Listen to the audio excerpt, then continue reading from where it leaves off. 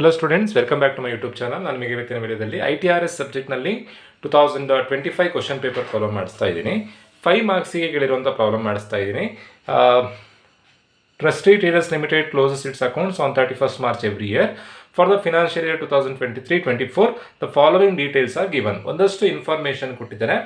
ಲಾಸ್ಟಿಗೆ compute taxable total income ಅಂತ ಕೊಟ್ಟಿದ್ದಾರೆ. ಈ ಪ್ರಾಬ್ಲಮಲ್ಲಿ ಟ್ಯಾಕ್ಸ್ ಲಯಬಿಲಿಟಿ ಫೈಂಡ್ ಔಟ್ ಮಾಡಲಿಕ್ಕೆ ಕೊಡಲಿಲ್ಲ. Instead of that total income, ಕಂಪನಿಯ ಒಟ್ಟು ಇನ್ಕಮ್ ಎಷ್ಟು ಅನ್ನೋದನ್ನು ಫೈಂಡ್ ಔಟ್ ಮಾಡಲಿಕ್ಕೆ ಕೊಟ್ಟಿದ್ದಾರೆ. ನಾನು ಆಲ್ರೆಡಿ ನಿಮಗೆ ಫಸ್ಟ್ ವಿಡಿಯೋದಲ್ಲಿ ತಿಳಿಸಿದೆ, ಒಟ್ಟು 5 ಸ್ಟೆಪ್ ಇದೆ ಟ್ಯಾಕ್ಸ್ ಲಯಬಿಲಿಟಿ ಕ್ಯಾಲ್ಕುಲೇಷನ್ ಮಾಡೋದಕ್ಕೆ.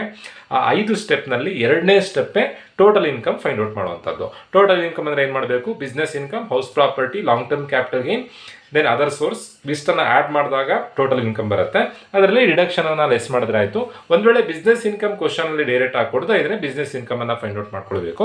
ಬಟ್ ಈ ಪ್ರಾಬ್ಲಮ್ನಲ್ಲಿ ಇನ್ಕಮ್ ಫ್ರಮ್ ಬಿಸ್ನೆಸ್ ಅಂತ ಡೈರೆಕ್ಟ್ ಆಗಿ ಕೊಟ್ಟಿದ್ದಾರೆ. ಸೊ ಬಿಸ್ನೆಸ್ ಇನ್ಕಮನ್ನು ಫೈಂಡ್ ಔಟ್ ಮಾಡ್ಕೊಳ್ಳೋಂಥ ಅವಶ್ಯಕತೆ ಇಲ್ಲ. ಸ್ಟೆಪ್ 1 ಮಾಡಬೇಕು ಅಂತಿಲ್ಲ. ಡೈರೆಕ್ಟ್ ಆಗಿ ಸ್ಟೆಪ್ 2 ಒಂದನ್ನು ಮಾಡಿದರೆ ಸಾಕು.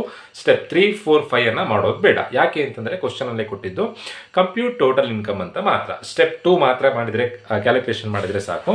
ನಾನು ಅದನ್ನೇ ಇಲ್ಲಿ ಹೆಡ್ಡಿಂಗ್ ಹಾಕೊಂಡಿದ್ದೀನಿ, ಕಂಪ್ಯೂಟೇಷನ್ ಆಫ್ ಟೋಟಲ್ ಇನ್ಕಮ್. ಹೇಗೆ ಫೈಂಡ್ ಔಟ್ ಮಾಡಬೇಕು? First income from business. ಕ್ವಶನಲ್ಲಿ ಬಿಸ್ನೆಸ್ ಇನ್ಕಮ್ ಏನಾದರೂ ಕೊಟ್ಟಿದ್ರೆ ಅದನ್ನು ಬರ್ಕೊಳ್ಬೇಕು. ಇನ್ಕಮ್ ಫ್ರಮ್ ಬಿಸ್ನೆಸ್, ಕಂಪನಿಗೆ ಆಗಿರುವಂಥ ಬಿಸ್ನೆಸ್ ಇನ್ಕಮನ್ನು ಫಸ್ಟ್ ಬರ್ಕೊಳ್ಬೇಕು. ಇನ್ಕಮ್ ಫ್ರಮ್ ಬಿಸ್ನೆಸ್ ಎಷ್ಟಿದೆ? 3 ಲ್ಯಾಕ್ ಇದೆ.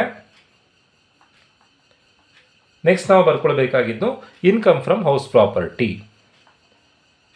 ಇನ್ಕಮ್ ಫ್ರಮ್ ಹೌಸ್ ಪ್ರಾಪರ್ಟಿ, ಕಂಪನಿಯವರು ಏನಾದರೂ ಮನೆ ಕಟ್ಟಿ ಆ ಮನೆಯನ್ನು ಬಾಡಿಗೆ ಕೊಡ್ತಾ ಇದ್ರೆ ಅವಾಗ ಆಗುವಂಥ ಇನ್ಕಮ್ ಫ್ರಮ್ ಹೌಸ್ ಪ್ರಾಪರ್ಟಿ. ಕ್ವಶನಲ್ಲಿ ಇನ್ಕಮ್ ಫ್ರಮ್ ಹೌಸ್ ಪ್ರಾಪರ್ಟಿ ಕೊಡಲಿಲ್ಲ. ನೆಕ್ಸ್ಟ್ ನಾವು ಬರಿಬೇಕಾಗಿದ್ದು ಕ್ಯಾಪಿಟಲ್ ಗೇನ್. ಕ್ಯಾಪಿಟಲ್ ಗೇನಲ್ಲಿ 2 ಥರ ಬರುತ್ತೆ, ಶಾರ್ಟ್ ಟರ್ಮ್ ಕ್ಯಾಪಿಟಲ್ ಗೇನ್ ಮತ್ತು ಲಾಂಗ್ ಟರ್ಮ್ ಕ್ಯಾಪಿಟಲ್ ಗೇನ್. ಈ ಪ್ರಾಬ್ಲಮ್ನಲ್ಲಿ ಲಾಂಗ್ ಟರ್ಮ್ ಕ್ಯಾಪಿಟಲ್ ಗೇನ್ ಕೊಟ್ಟಿದ್ದಾರೆ 60,000. ಲಾಂಗ್ ಟರ್ಮ್ ಕ್ಯಾಪಿಟಲ್ ಗೇನ್ ಕೊಟ್ಟಿದ್ದಾರೆ, ಶಾರ್ಟ್ ಟರ್ಮ್ ಕ್ಯಾಪಿಟಲ್ ಗೇನ್ ಕೊಡಲಿಲ್ಲ. ನೆಕ್ಸ್ಟ್ ಬರುವಂಥದ್ದು ಇನ್ಕಮ್ ಫ್ರಮ್ ಅದರ್ ಸೋರ್ಸಸ್. ಉಳಿದಿರುವಂಥ ಎಲ್ಲ ಇನ್ಕಮನ್ನು ಇನ್ಕಮ್ ಫ್ರಮ್ ಅದರ್ ಸೋರ್ಸಿಗೆ ಬರೀಬೇಕು. ಇನ್ಕಮ್ ಫ್ರಮ್ ಅದರ್ ಸೋರ್ಸಸ್, ಯಾವ್ಯಾವ ಇನ್ಕಮ್ ಉಳಿಯುತ್ತೋ ಅದನ್ನು ಅದರ್ ಸೋರ್ಸಿಗೆ ಬರೀಬೇಕು. ಯಾವ್ಯಾವ ಇನ್ಕಮ್ ಉಳಿಯುತ್ತೆ ಅಂತಂದರೆ, ಒಂದು ರಾಯಲ್ಟಿ ಬರುತ್ತೆ, ರಾಯಲ್ಟಿ 2 ಲ್ಯಾಕ್ ಇದೆ. Then income from units of UTI income ಎಷ್ಟಿದೆ ಅಂತಂದರೆ 10,000 ಇದೆ. ಯಾವ್ದು ಇನ್ಕಮ್ ಉಳಿಯುತ್ತೋ ಎಲ್ಲ ಇನ್ಕಮನ್ನು ಅದರ್ ಸೋರ್ಸಿಗೆ ಬರೀಬೇಕು. Dividend from foreign company, dividend 1,50,000 ಇದೆ. ಟೋಟಲ್ ಆಗಿ 3 ಅದರ್ ಹೆಡ್ಡಿನ ಇನ್ಕಮ್ ಇದೆ. ಒಂದು foreign company royalty, then income from units of UTI, dividend from foreign company. ಈ 3ಅನ್ನು ಆ್ಯಡ್ ಮಾಡಲಿಕ್ಕೂ 2 ಲ್ಯಾಕ್ ಪ್ಲಸ್ 1,50,000 ಪ್ಲಸ್ 10,000, ಅಲ್ಲಿಗೆ 3,60,000 ಇನ್ಕಮ್ ಫ್ರಮ್ ಅದರ್ ಸೋರ್ಸಸ್ ಆಗುತ್ತೆ. 3,60,000 ಇಷ್ಟನ್ನು ಆ್ಯಡ್ ಮಾಡಿದಾಗ ಬರುವಂಥ ಆನ್ಸರ್ ಗ್ರಾಸ್ ಟೋಟಲ್ ಇನ್ಕಮ್ ಆಗುತ್ತೆ. ನೋಡಿ, ಇನ್ಕಮ್ ಫ್ರಮ್ ರಾಯಲ್ಟಿ ಬರ್ದಾಗಿದೆ, then income from units of UTI ಬರ್ದಾಗಿದೆ, ಡಿವಿಡೆಂಡ್ ಫ್ರಮ್ ಫಾರಿನ್ ಕಂಪನಿಯನ್ನು ಬರ್ದಾಗಿದೆ, ಲಾಂಗ್ ಟರ್ಮ್ ಕ್ಯಾಪಿಟಲ್ ಗೇನನ್ನು ಬರ್ದಾಗಿದೆ, ಇನ್ಕಮ್ ಫ್ರಮ್ ಬಿಸ್ನೆಸ್ಸನ್ನು ಬರ್ದಾಗಿದೆ. ಡೊನೇಷನ್ ಅಂತಂದರೆ donation to prime minister national relief fund. Donation ಅಂತಂದರೆ ಎಕ್ಸ್ಪೆನ್ಸಸ್, ಅವ್ರು ಕೊಟ್ಟಿರೋವಂಥ ಅಮೌಂಟು. ನಾವಿಲ್ಲಿ ಇನ್ಕಮ್ ಎಲ್ಲದನ್ನು ಬರೆದಿದ್ದೀವಿ, ಡೊನೇಷನನ್ನು ಇನ್ಕಮ್ ಅಂಡರಲ್ಲಿ ಬರೀಲಿಕ್ಕಿಲ್ಲ. ಅಲ್ಲಿಗೆ ಇನ್ಕಮ್ ಎಲ್ಲದನ್ನು ಬರ್ದಾಯಿತು. ಟೋಟಲ್ ಮಾಡಿದಾಗ ಬರುವಂಥ answer gross total income. Gross total income ಇವಿಷ್ಟನ್ನು ಆ್ಯಡ್ ಮಾಡಬೇಕು. 3 ಲ್ಯಾಕ್ ಪ್ಲಸ್ 60,000 ಪ್ಲಸ್ 3,60,000 ಟೋಟಲ್ ಆಗಿ ಗ್ರಾಸ್ ಟೋಟಲ್ ಇನ್ಕಮ್ 7,20,000 ಆಗುತ್ತೆ. ಅದರಲ್ಲಿ ಡಿಡಕ್ಷನನ್ನು ಲೆಸ್ ಮಾಡಬೇಕು. Less deductions under section 80C to 80U.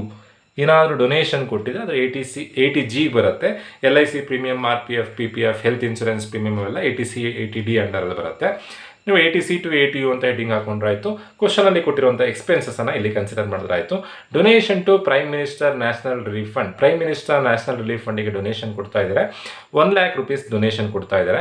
ನೋಡಿ, ಫಂಡ್ ಅಂತ ಕೊಟ್ಟಾಗ ನೀವು ಯಾವುದೇ ಥರ ಅಡ್ಜಸ್ಟೆಡ್ ಟೋಟಲ್ ಇನ್ಕಮ್ ಕ್ಯಾಲ್ಕುಲೇಷನ್ ಮಾಡುವಂಥ ಅವಶ್ಯಕತೆ ಇಲ್ಲ, ಡೈರೆಕ್ಟಾಗಿ ಬರೀಬೋದು. ಬಟ್ ಫಂಡಲ್ಲಿ 4 ಫಂಡ್ ಕೊಟ್ಟಿದ್ರೆ ಅರ್ಧ ಅಮೌಂಟ್ ಬರೀಬೇಕು. 4 ಯಾವುದು ಅಂತಂದರೆ Rajiv Gandhi memorial fund, Indira Gandhi memorial fund, prime minister drought relief fund, Jawaharlal Nehru memorial fund.